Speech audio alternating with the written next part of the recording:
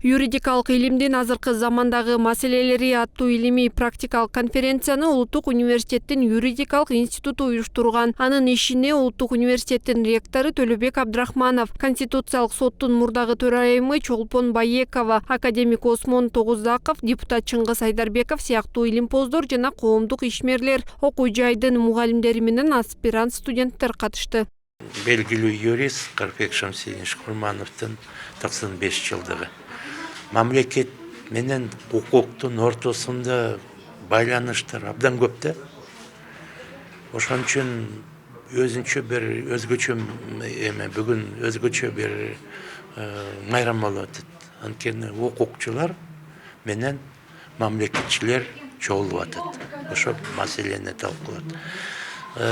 Кыргыз автономиялык область түзүлүп атканда эң биринчи кайсы акталган декларация түзүлгөн жөнүндө. Анан экинчи конституция алабыз деп байланыш. Конституция менен декларация бул кайсы акт? Бул укуктуу актылар, эң бийик чоң.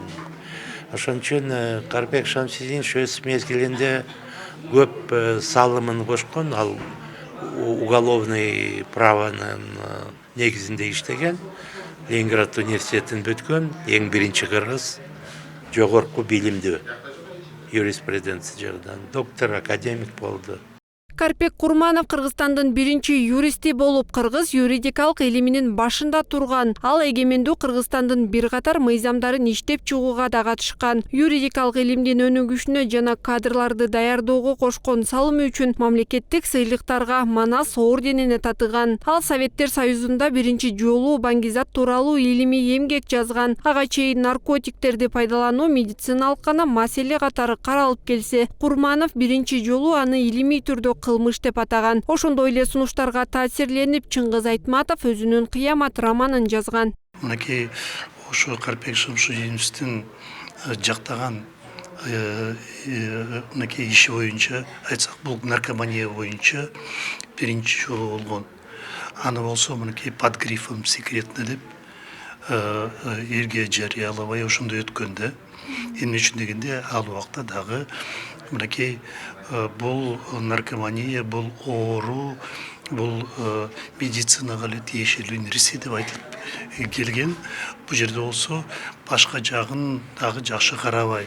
Эмне үчүн дегенде, коомдо ошондой адам өзүн кандай алып жүрөт, алып жүргөндө эмнеге алып барат ал нерсе, бул коом эмне болот деген ошондой көйгөйлөр көтөрүлүп, мынакей ошо мен айтып аткандай, мынакей диссертация жазылган. Биринчи жолу союз боюнча деп дагы баса белгилеп кетейин. Эмне үчүн дегенде, бул жалгыз гана биз эмес, бул союз муну белгилесе болот да. Ошон үчүн биз муну менен сыймыктанышыбыз керек.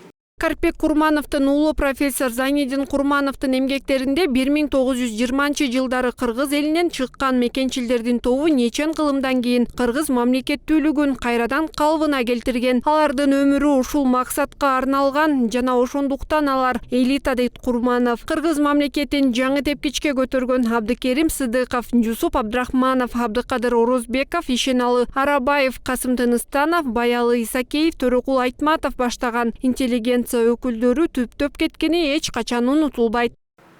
Мындан 100 жыл мурда, 24 жылы, 1924 жылы ушул ишке ашкан область түзүү боюнча бирок аракеттер мурда эле көрүлгөн. 3-4 жыл мурда.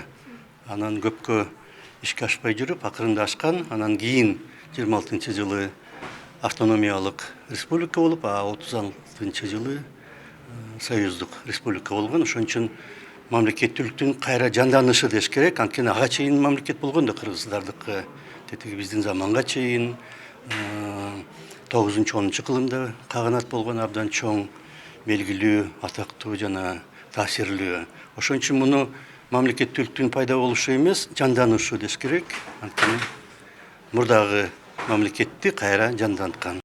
Кара Кыргыз автономиялуу облусунун түзүлгөндүгүнүн 100 жылдыгына карата өлкөдөгү мааракелик иш-чаралардын алкагында көптөгөн иштер пландаштырылган. Алар ичинде мааракелик төш белги, тыйын почта маркаларын чыгаруу, өлкөдө жана чет жакта маданий иш-чараларды өткөрүү, жаңы китептерди басып чыгаруу, тарыхый тасмалар менен театралдык оюндарды коюу, форум, көргөзмө, фестивалдарды, илимий конференцияларды жана симпозиумдарды өткөрүү сыяктуу демилгелер бар. Айчолпон Мукашева, Үсөн Камчыбеков, 7 канал.